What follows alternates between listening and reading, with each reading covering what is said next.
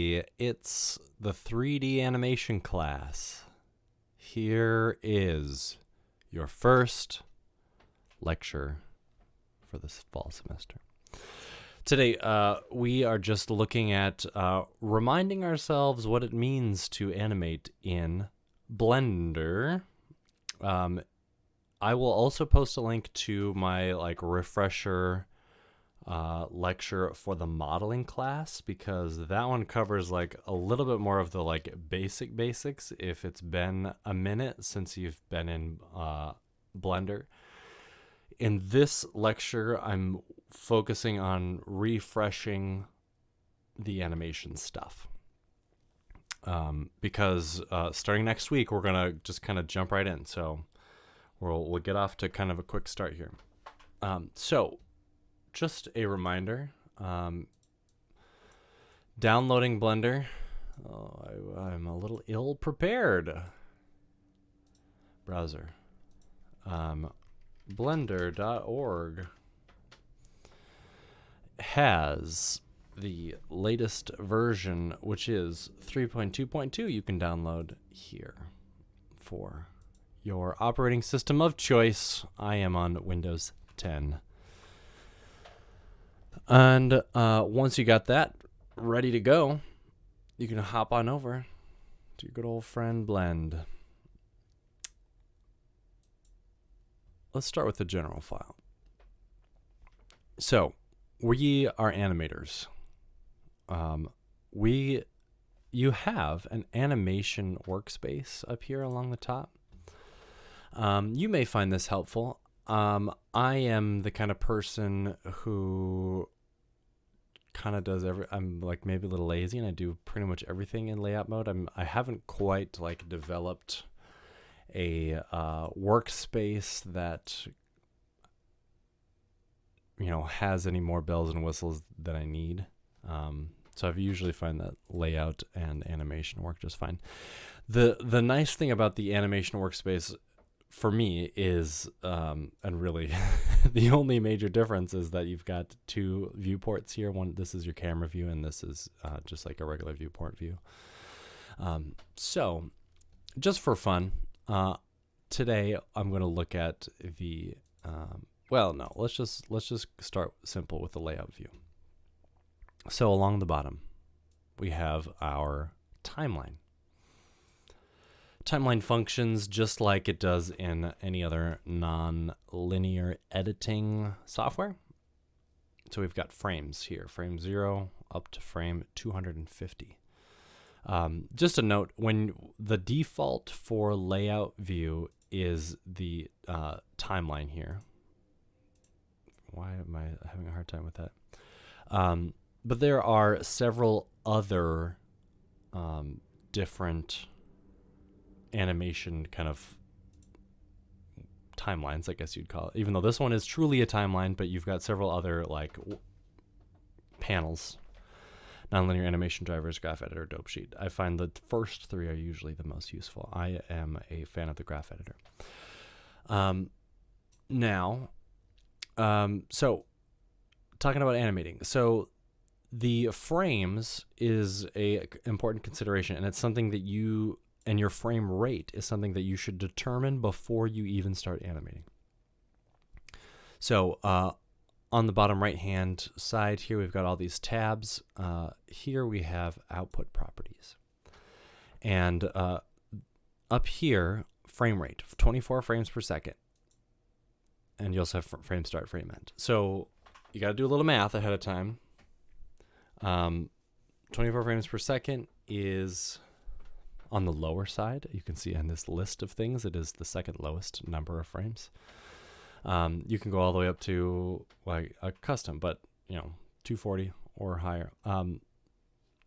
I have been using 60 frames per second lately in some of my professional work with 3D, just because you can always downscale your frame rate, but you can't upscale your frame rate.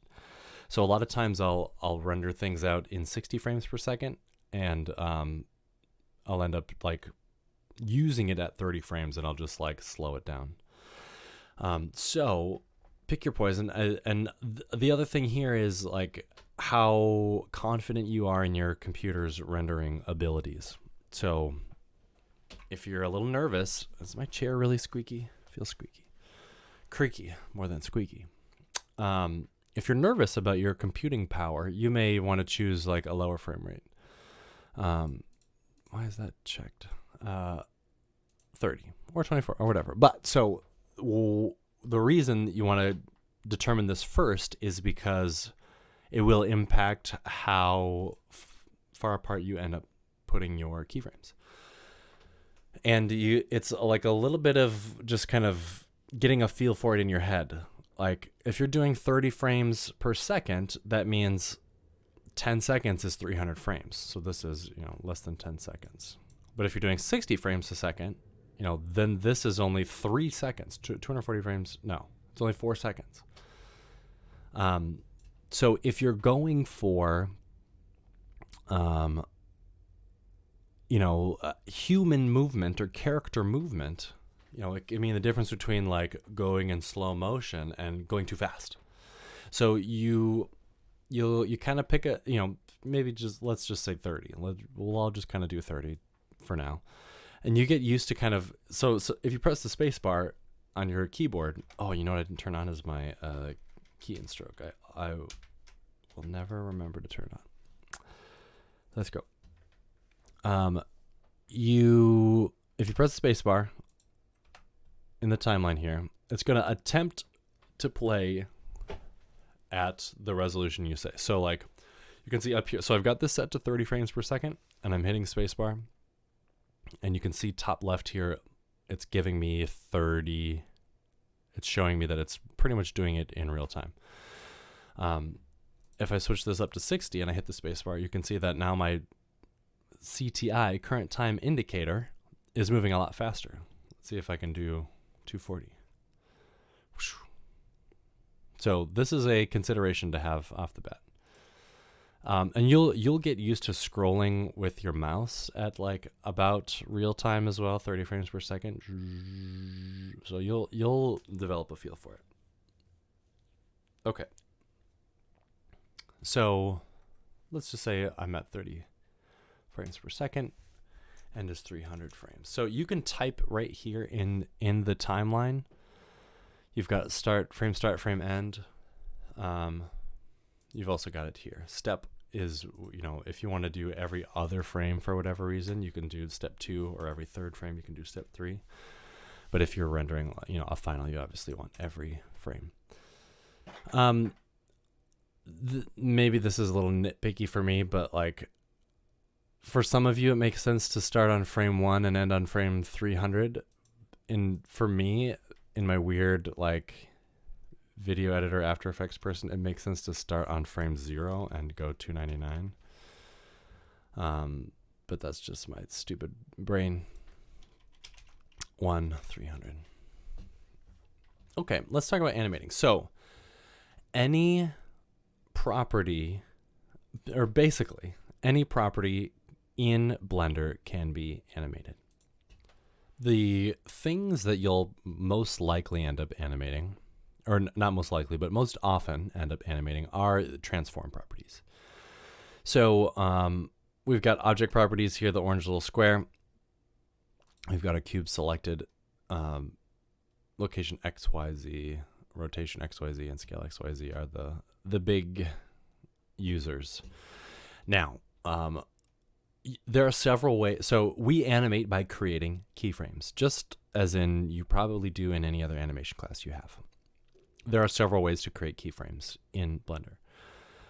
First way is these little dots to the right of these properties. So you can see if I hover over it, hopefully you can see it says animate property. So if I click there on that dot, it turns it into a diamond, which signals keyframe. Also on my timeline down here, it put a little orange keyframe exactly where my CTI was, current time indicator. So on frame 103, I have keyframed location X. Now, if I move forward in time, I can hit the G key move this around, you can see my values are changing.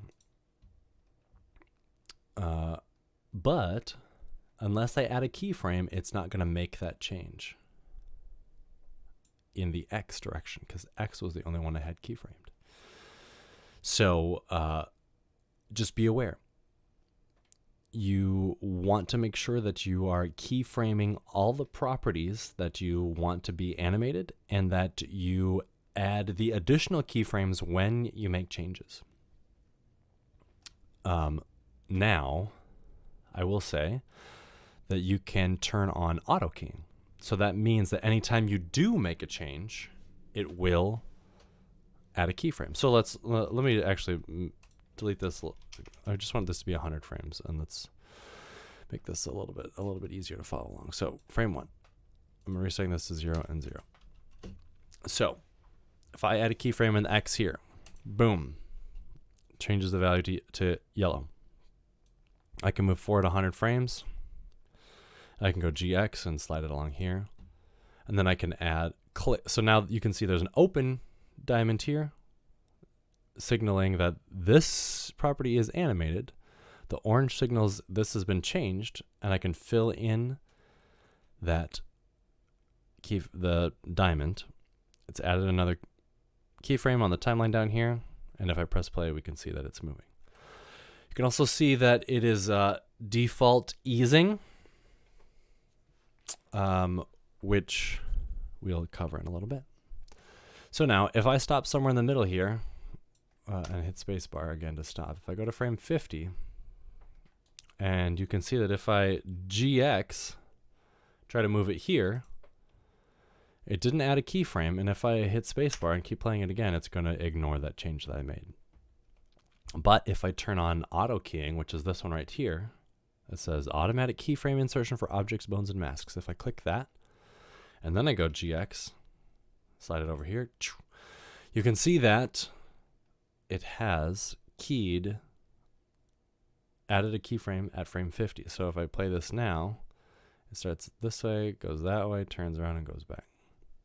The other thing you can see that AutoKey did is it actually added keyframes for all of the transform properties. So that's another thing that AutoKeying does, is any movement that you give it, it's going to key everything. So let me delete this keyframe. So you can, in your timeline here, you can select individual keyframes. So unselected keyframes are white or gray. Selected ones are orange. You can hit it, and I'm going to press the delete key. Whoops, and I deleted my object. Now, this is something to be aware of. It is very important, and I feel like this is a more recent change. But your keystrokes are very dependent on which window your mouse is in. So I moved my mouse up here into, and you can see that it kind of changes the highlight of it. But I moved my mouse up here into the viewport, and I hit the delete key, and it actually deleted my object. So I'm going to do Control Z. If I'm down here in the timeline and I hit the delete key, it deletes the keyframe. Great. So, now just a reminder. So I only have the X location animating right now. So it's moving exactly along the red line. So if I move this up here, oops, and I have auto keying. I'm turning auto keying off. If I move it up in the Z and the Y, and I don't add a keyframe, the Y and the Z values will change because they're not being animated. They're just going wherever I tell it to. But the X will not change. Cool. All right. So that's one way to add keyframes, is to like tick over here. Let me go into material preview. And just, this is an example I used last semester too, but like you can animate anything that has this little thing next to it, you can animate it. So like if I go to frame 1 here, animate the base color, and go up here, go to frame 100 and change this to like a teal blue. Add another keyframe. And we're animating from white to teal. All right.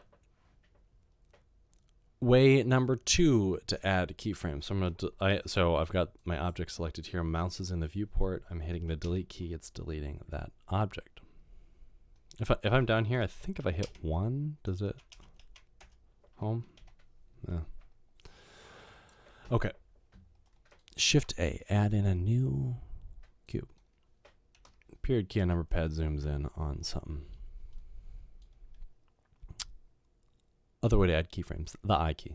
And this is maybe, for some reason, I like the tick the diamond thing, but a lot of times I also use I use both pretty regularly. I key, insert keyframe. You can choose now which properties you want to add a keyframe to.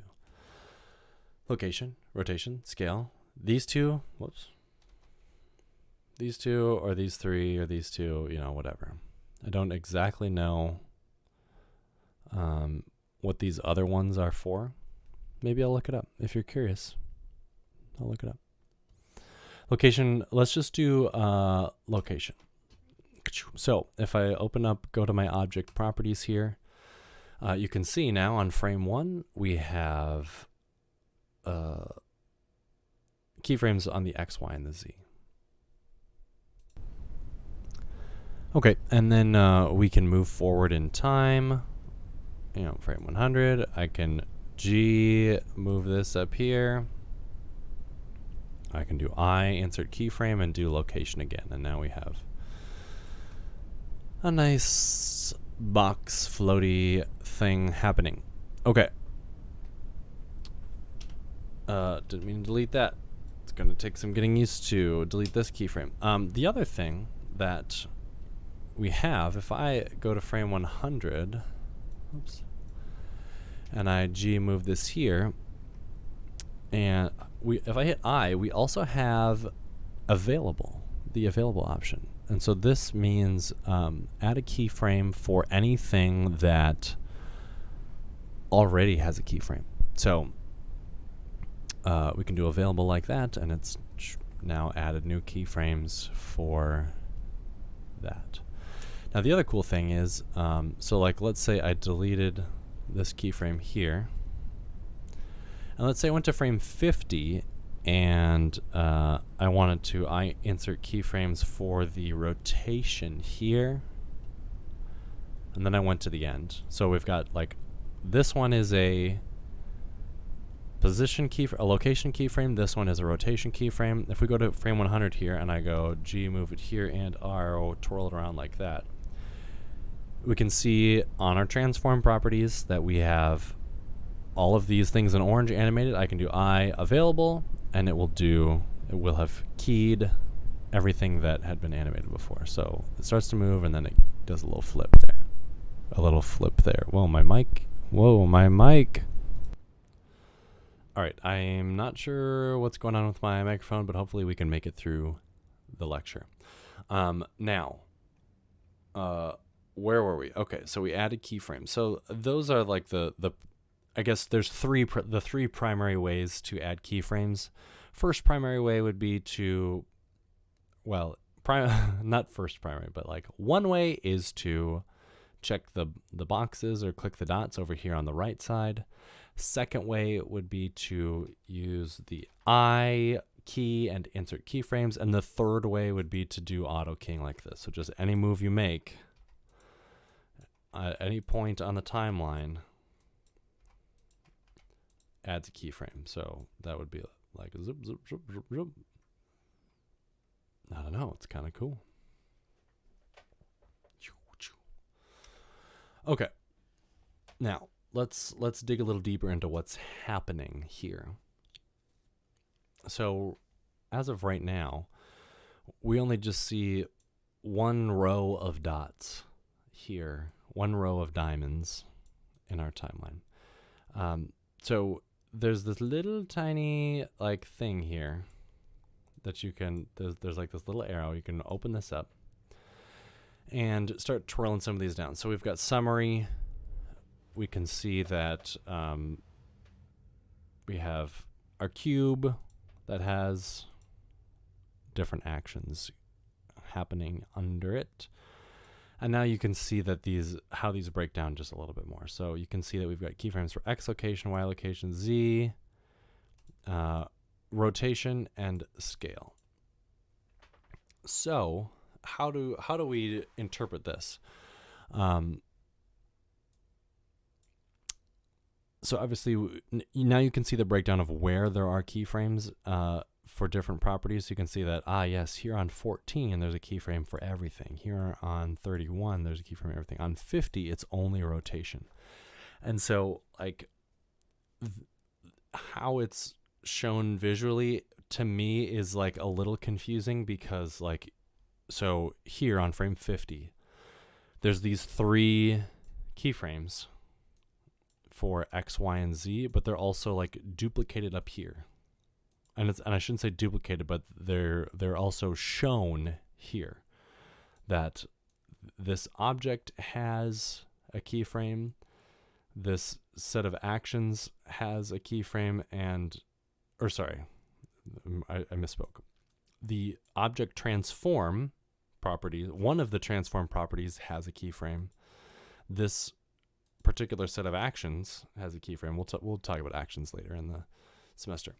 And also this object has a keyframe here. So it's like breaking it down that if there's a keyframe anywhere below it, it's shown here in this row. So to me, the timeline editor is not always the most useful way to do it. But I think I look at the timeline editor if I'm trying to have different well, not necessarily different properties, but like different objects, yes, or different properties animating at different times, so I can see their like relative positioning to each other. Okay, one other thing to take note. So you'll notice that when we did auto key, it added keyframes for all the transform properties, so location, rotation, and scale, at frame 14, at frame 31, at frame 67. But I didn't end up changing the scale at all.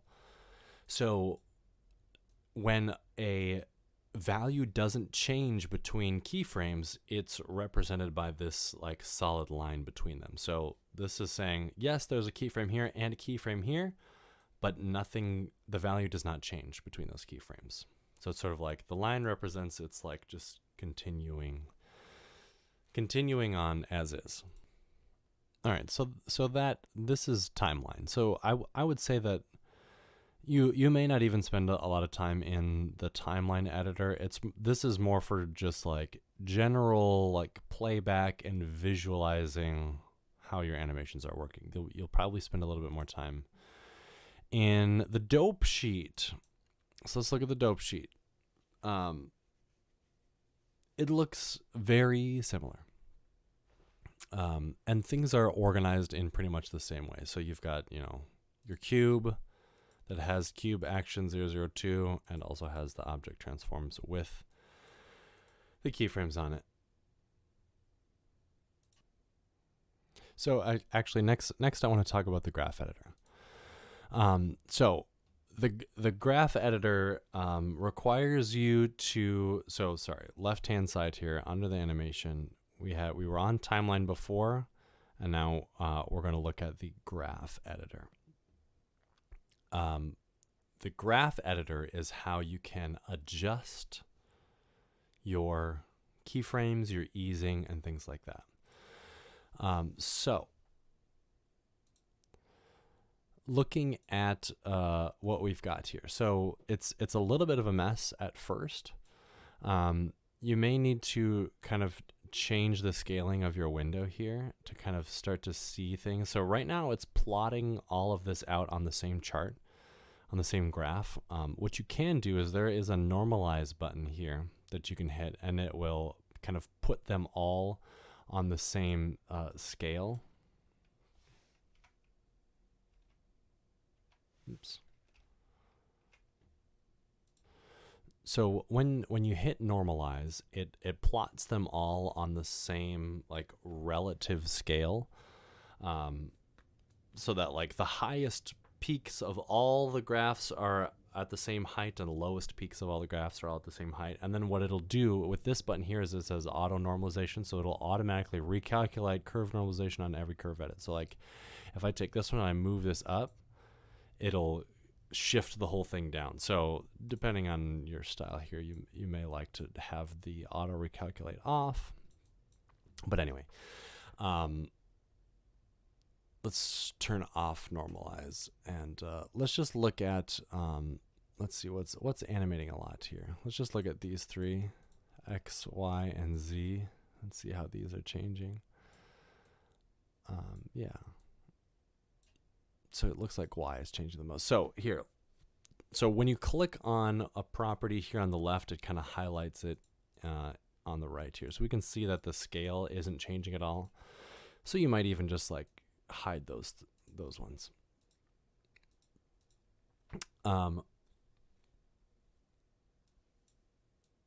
Now, looking at the Y location. So when we're adding keyframes, it defaults to doing like automatic easing. So remember, easing is like things gradually starting and then gradually stopping. So imagine like a car. When you take your foot off the brake, it starts to move a little bit. You hit the gas, it goes, and then you apply the brake, and then it slowly comes to a stop. That's what automatic easing is. And the reason it does this is because this is how most things move in nature. But a lot of times in animating, you are simulating other things, or there's a lot of reasons why you would do otherwise. So let's just look at this for a little bit. We can see that it's kind of bounces this way and then starts to go back and then goes back a little bit further and then lands here. So let's say we really wanted to like have it bounce here. So I guess bouncing is a reason why you wouldn't have easing. So like if we wanted to make this a sharp turn rather than it slowly come in and then slowly come out, to change the like interpolation or the handle type. So these, if you select one of these keyframes here, they're in black. There's handles that come off of here, and you can actually just adjust these, you know, on the fly if you wanted to. So like if you really wanted it to snap into place and kind of overshoot it a little bit, you could do that. So it's like, wow. I mean, that's one way to do it. And if we wanted it to bounce, I could make this handle really small. But this is actually not a very efficient way to do it. So let me just Command Z, Control Z, undo. If I wanted this to bounce, I would probably, the easiest way would be to change the handle type. And so if you select a keyframe and you hit the V key, it says select or set keyframe handle type. So vector is creating a straight line. So if I hit vector here, it basically like makes it a point. Well, not necessarily a point, but like a sharp angle. And the handles are no longer connected. So if I were to play this now, it just kind of bounces off there. Boom, that's a handle. And let's say I wanted to have this kind of ease out a little bit more. You know, I could drag this handle out. And bring this one down so it's like really gonna kind of sling. Dunk. So that's like kind of a cartoonish dunk way to do it. You'll find that when I'm animating things, I make lots of sound effects like dunk and dink and joo. So that's so like for this one, for example, these other keyframes are not very exciting. Give me this one. So I'm gonna hit the V key, and you know, you can make this automatic, and hit V key, and this one can be aligned. And you know, this one I'll hit V key, and this one can be free. And now it's gonna do some really funny stuff. So the graph editor is how you can adjust the easing of things. You can also adjust the values of things. So like here, if I say, oh, you know what? Well, first of all, get rid of this ridiculous handle on the X here, and probably just ease up on that a little bit. No pun intended. Okay. And actually, you know what? Sure. No. For the purposes of demonstration, we're going to keep that like that. Okay. Sorry. So let's say here, Y on the green. I wanted it to go just a little bit further in the Y. You can move. So the left to right here is representing the frames as typical with a keyframe. But then the up and down is representative of the value. So like here, this is traveling to 15, or I guess, yeah, 15.5 in the Y direction. So I can even just click and drag and move this up, drag this up here, and make it go a little bit further. And you can see that because my other keyframes have automatic interpolation, it's automatically kind of adjusting those ones as well to kind of keep the curve at like a pretty average curve. So like if I start to move this one down, you can like watch here, the line starts to move up there. So it kind of follows the rules. And you can even see it's even being affected way back here. Interessant.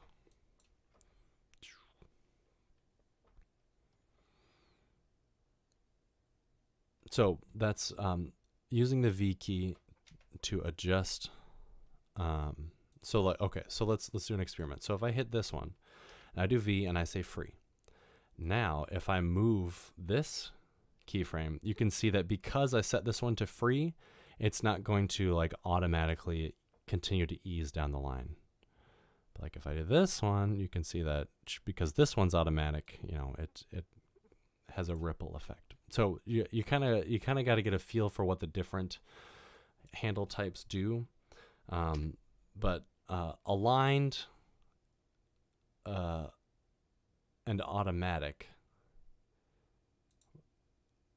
you know, are kind of do the same thing. Vector and free also kind of do the same thing.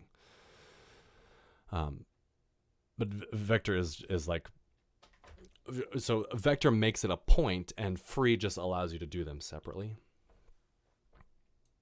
Anyway, okay, so now, so that's the graph editor. I spend a lot of time in the graph editor. That's how I do a lot of my animating, because getting the easing, so especially for things like characters, getting the easing right so things kind of snap and move the way I want them to and like pause as long as I want them to,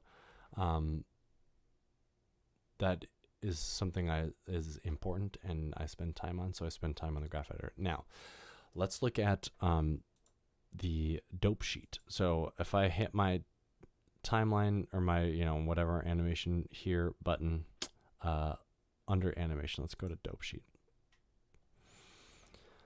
Okay. So now, let me pull up my notes here. Dope sheet. Okay. And actually, I should say, back in the graph editor. Yeah, never mind. Dope sheet. Okay, so here you can see in the dope sheet that we have, it looks very similar to the, what was the other one? The timeline. And, but we have like a few different symbols. So you can see that we have diamonds, and we also have circles, and here we also have like an O, like a circle with an O in the middle. And so these signal the different types of handles. So like a circle is the automatic keyframe. The diamond is the free keyframe handle. So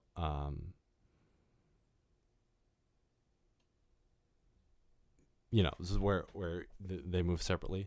The square is vector. So actually, why wasn't that one vector?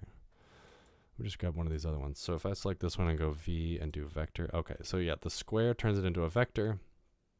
Oh, you know, I bet it changed to free because I did adjust it, whereas vector like kind of matches where the angle it's coming from.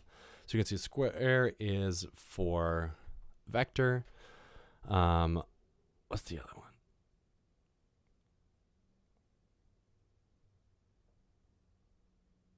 Oh, I think this one is the auto clamped, the one with the little hole in the middle. Right? Is that the one I did? It might have been. Let's just experiment. What is this one? This is something that's kind of new. So aligned. Oh, aligned is like this rhombus thing. V. Auto clamped. V. Automatic. Oh, automatic is the one with the hole in the middle. Aligned is the like long diamond rhombus. Anyway, okay, and so that is kind of the main difference in the dope sheet. So if you have a kind of like sub workspaces here under the dope sheet, action editor is how you can have different actions on the same object. So we'll talk about this more later, and you can also copy actions between objects. So actually, I'll just show you that real quick. So if I'm here in our viewport and I go Shift A and I add a monkey, I can, in the action editor here, I can just assign it an old action like cube action 2. So now I can close the cube here, but I'm copying the action from cube to the Suzanne here. So that's kind of how the action editor works. Shape keys, some of these other ones, grease pencil, we don't really need to worry about these. Dope sheet and action editor. Okay, so that's kind of the basics. Oh, and you know, like animating a camera too. Like this is something that you will do in this class. So like in the animation workspace, right now our camera isn't pointing at the monkey. So you can, if I go 0 here like this, and with the camera selected, I can go I, location, rotation, scale, and you know, I can just try to follow along like this. So maybe I move like this and try to kind of zoom out a little bit. Control Alt 0 changes where my camera is. I can do I, insert keyframes available here, and you can see my camera kind of moves a little bit. Maybe here I also just kind of rotate this way a little bit. Nope, not that way. Rotate up and keyframe that too. I must have auto keying on. So yeah, you can do something like that, or just a fun little thing. Don't forget, we have these object constraint properties. We're going to talk about object constraints a lot next week when we talk about character rigging. But object constraint properties, we can add an object constraint to our camera with the camera selected here. It's like this little, it's a bone, but it kind of looks like a little spyglass. Object constraint properties, we can say, where is it? Track 2. And say track 2 Suzanne. And so now it's always going to be looking at Suzanne regardless of where she is. And dead center. You can have less of an influence too. You can change this to like 0.5 and it'll kind of follow her. Kind of lazy follow. Anyway. Okay. Do we have any light? Is Suzanne in the light when we do this? Okay. Just for fun. Let's talk about rendering, and I just want to add in a little bit of fun. I'm going to Shift A. I want to add a plane. This is going to be like a ground plane like this. I'm going to delete this light. And I'm going to Shift A. I want to add a new light, an area light. And I'm going to GZ, move it up. And I'm going to go to my object data properties here in the green. Change the size to like 10 meters. No, let's make it 15. and change my, so for whatever reason, by default, the lights in Blender are always so dim. A 10-watt light, give me 1,000 watts, please. Oh, and Suzanne flies like way out of here, which is kind of funny. Here in this one, I also want rendered view, so I can see what's going on. Okay. Sure, let's just add one more light for funsies, and let's make our ground even bigger. I'm going to Shift D, duplicate this area light, and I'm going to point it over here like this. And this one's going to be like a little green, kind of green. And I just realized because I had auto keying on, it animated my light. So I'm going to go back to my timeline editor and turn off auto keying, because I think I've had quite enough of that, and we'll be deleting those keyframes. Okay. User beware for auto keying. Okay.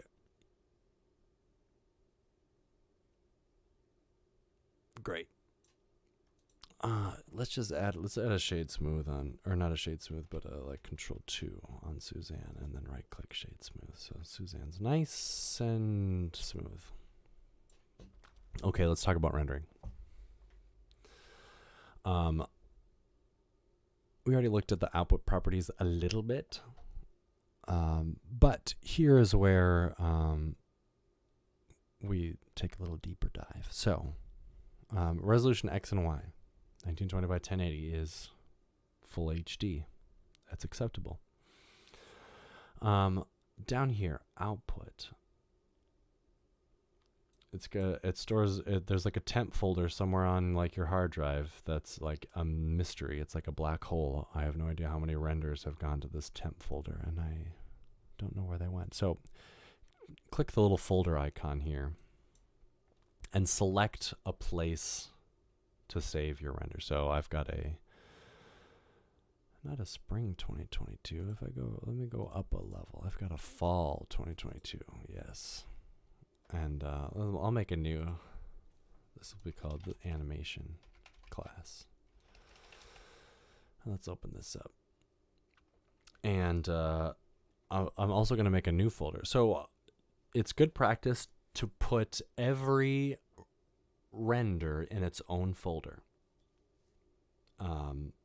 So I'll just call this week 1 render, and then open this up and say accept.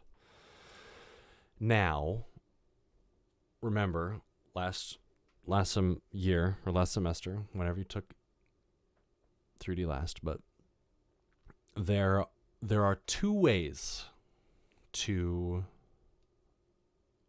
render an animation in Blender. The first is to render a video file. So here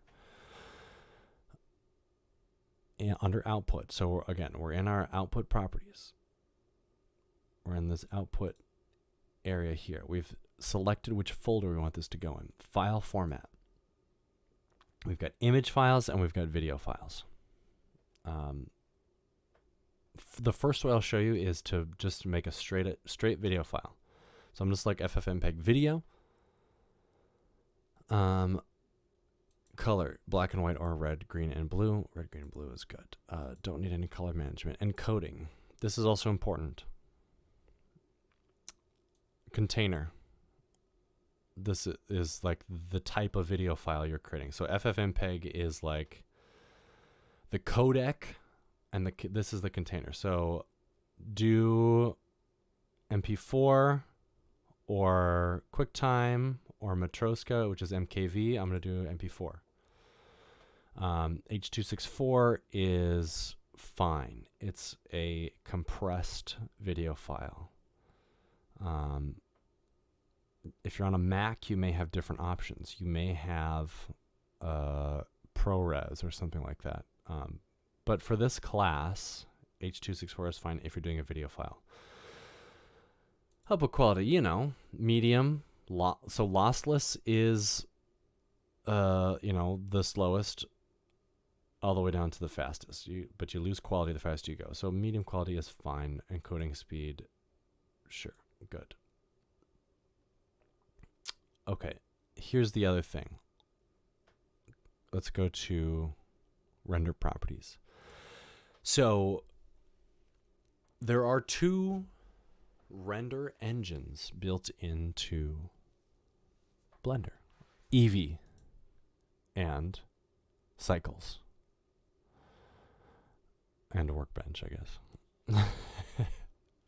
Workbench. Eevee is the viewport renderer. It's like the faster renderer. Cycles is the fancy renderer. It is much nicer. If you have a GPU, a graphic processing unit in your computer, and you want to do Cycles, the fancy renderer with the ray tracing of a light and just making it look nicer, make sure you use your GPU. You can set GPU compute here. And so that way it's not using your CPU. Unless you've got a crazy CPU. To enable, if you have GPU compute like grayed out, it doesn't work here. You can go into your edit menu, go down to preferences, and go down to system, and then here at the top, Cycles render devices. If you have NVIDIA, you can do CUDA or optics. If you have Radeon, you can do HIP and select your graphics card. In this class, I'm totally fine if you do Eevee. I'm totally fine if you render with Eevee. It's much faster, but it's up to you. And I will say that, I'm trying to think. I don't think there's anything that we're going to do in this class that would require Cycles. There are some things we're doing in the modeling class that require Cycles, but I think you'll be clear in this class. Obviously, if I come across it, we'll let you know.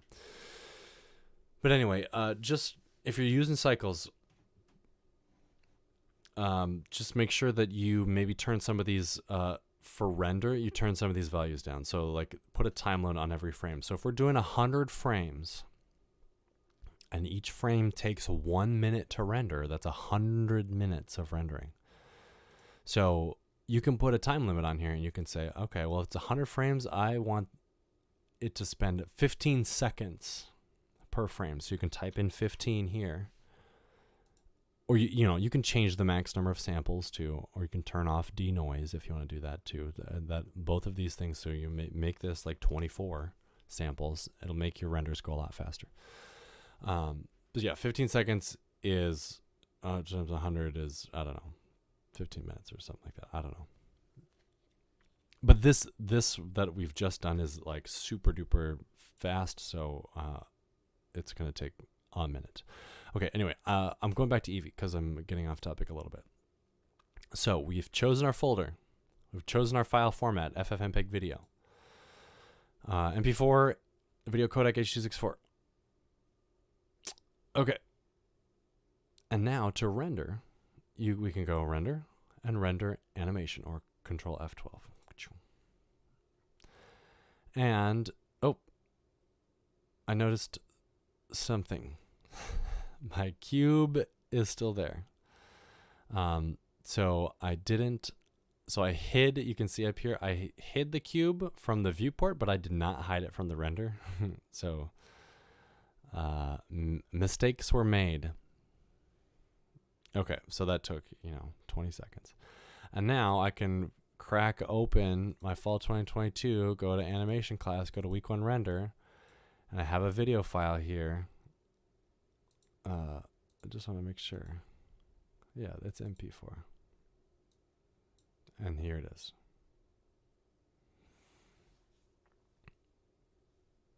Great. It's an animation. Now, I will also say that, like, I should have, let me just do this again real quick. I'm going to delete this one. I'm going to close my render window here. I'm going to also hide my cube from renders. So Now we're just going to see Suzanne. The other thing that I should have done, so you saw that the name of the file was like 001-100. So that was the range of frames that it was. So here, when you're saving it as well, like when you pick this folder, say like, yep, week 1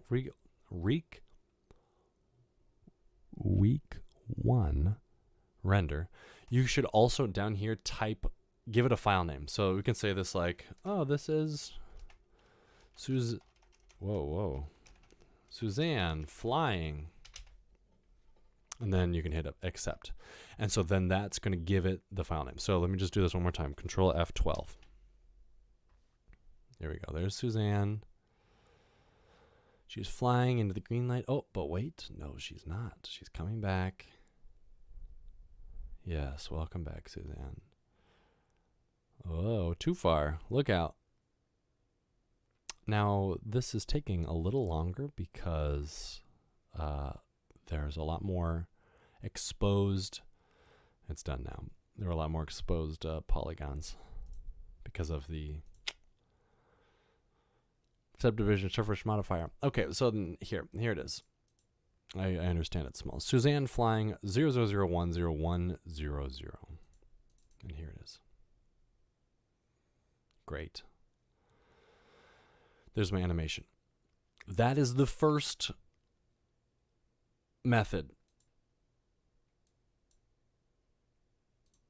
Second method, rendering each frame as an image.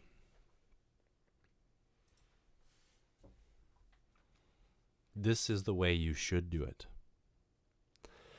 Now, the way I'm about to show you is the way you should do it.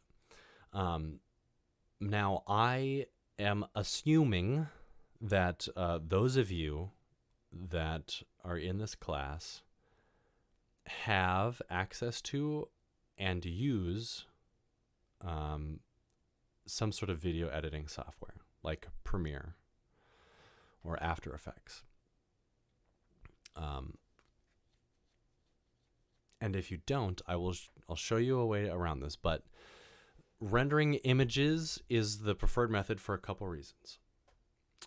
Number one, if you have a long animation, you can break it up into chunks. So break it up into chunks like on one computer. You can say like, well, I'm just going to do the first 100 frames and then I'm going to do the next 100 frames.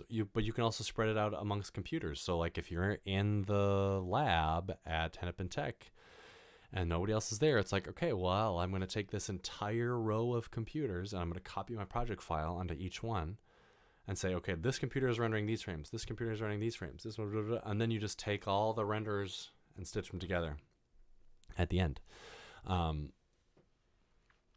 And let's say you've got a long animation and then you want to change a small part of it in the middle.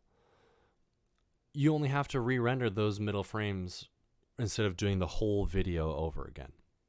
So that's reason one. It's you can segment your renders. And reason two is that it's much safer. So like if you got a super duper long animation, or it's going to take a long time, like if it's going to take hours or even an hour, and it's 59 minutes done, and then like your cat unplugs your computer or something, that you've wasted an hour. Whereas if that were to happen and you were rendering the still images and you got 99% of the way done, and then your cat unplugs your computer, you only have to render the last 1% because you've already got the first 99%. So like when you're rendering the still images, like once that image is rendered, it's good. So anyway, let's do it real quick. Okay, so it's pretty easy. All we need to do is just change the file format. So here we've got FFmpeg video. We just change this to an image format. PNG is the one I pretty much always do. So color, RGB, RGBA is to do alpha channel. We'll cover this a little bit later. Compression, whatever. Overwrite is if you're, so here, let me just show you. So I'm going to do it in the same folder. Give the same Suzanne flying thing, except, yeah, and let's just do it. So render animation. So if I go over to my folder here, you can see that it's rendering, you know, them each as a still image, one at a time. Ding, ding, ding, ding, ding. And each frame, you know, it's giving it the frame number. So you can see like 73, 74, 75, all the way up to eventually 100. And what I'm also going to do is I'm going to cut this out of this folder and just put it in here, paste the actual video file. So in here, I just have the 100. I just have the 100 images. So back in Blender real quick. So let's say let's say for fun, I'm going to change the color of this light. So I'm just going to make this light red. And then I'm going to say on my output properties, I only want to re-render the last 15 images. So I'm going to say start at 85 and end at 100. And then down here, image sequence, I have this as overwrite. So what it's going to do is it's going to start at 85 and it's going to overwrite the last 15 frames. So if I go render animation again, now it's doing just this last little bit. Great. And then I go into here and you can see that 84, it's green. Then 85, 86, 87, it's red like this. Cool. And they're all just PNG images. Now, what you can do is you can bring this into your video editor of choice. So like if you've got After Effects, you can import an image sequence and you just select all of these. You go for like 1 to 100 and then import. I believe Premiere can do it too. But I'll show you how to do it in Blender as well. So once you've got all your images in a sequence, we can go back into Blender. And up here in the very top left, we have, no, let's go to our layout view.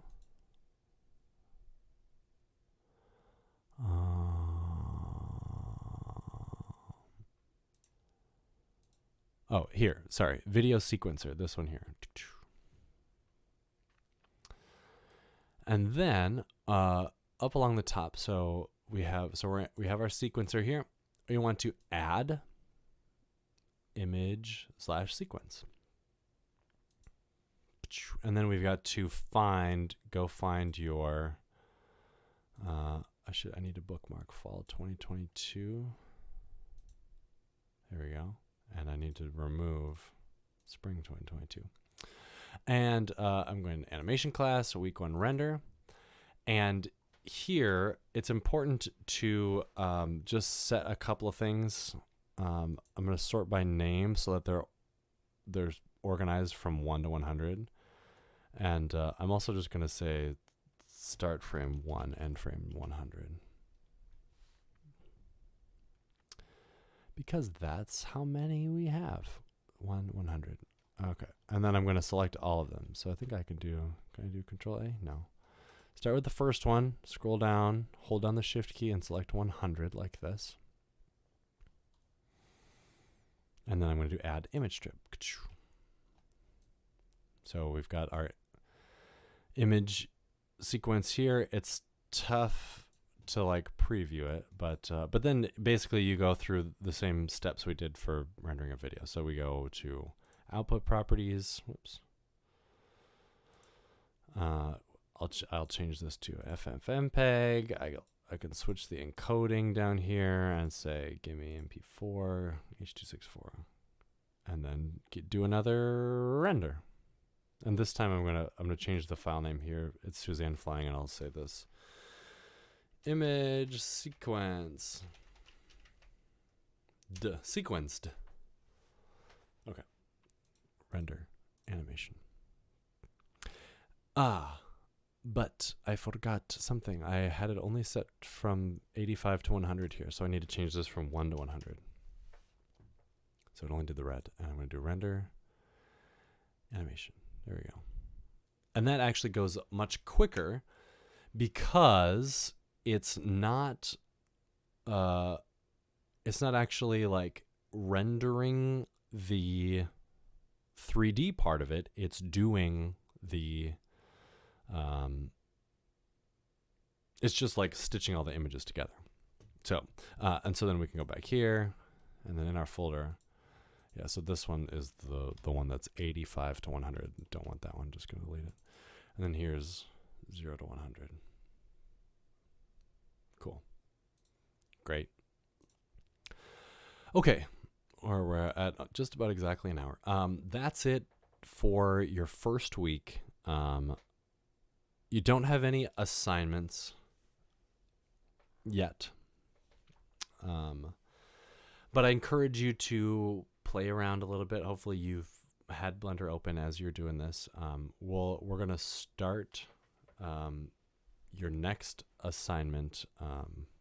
So next week we're going to start looking at characters, and your first assignment is going to be animating a character. So we're going to just get right into it next week. So make sure you're kind of familiar with adding keyframes and stuff like that. Next week we're going to look at creating rigs and armatures for things. So look forward to that. Glad to have you back. Hopefully you're not too rusty, and we'll see you in the next one. So long.